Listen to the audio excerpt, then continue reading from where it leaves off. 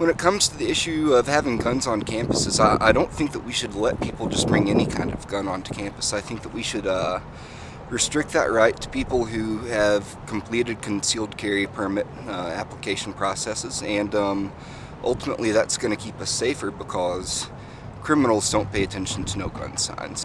I believe that the constitutional rights are should be upheld for our citizens, and that being said, it does sort of concern me a little bit about the stability of everybody on a college campus, just because sometimes people are under a lot of stress or not always sober, and stuff can happen.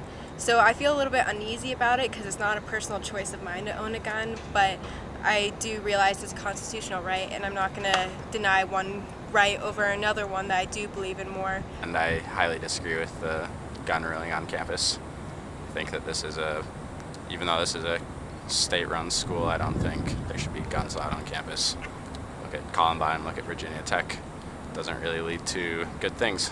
So, no guns on campus. And I think as long as the laws stay in place to where they're giving people the opportunity to carry a gun if they really need it, then I think that everybody should be able to do it. And if you're under 21, then you should definitely be able to carry it if you have a very valid reason and something happened to you that would make you not feel safe on campus. I can see it in the supermarket and a gas station, but I don't agree with a gun in a classroom. And if you knew that someone in your classroom had a weapon, how would that make you feel? Personally,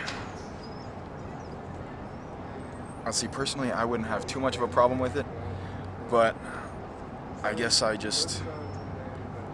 don't trust people, and so you never know. You may say it's for safety, and if somebody else comes into the classroom and he has a gun, it can be a good thing, but I don't know that benefit outweighs the risk, that potential benefit. Would you carry a gun on campus? If I had the permit, absolutely, yeah. I don't have the permit, but yeah, I would absolutely carry a gun on campus, not for any violent reason ever at all.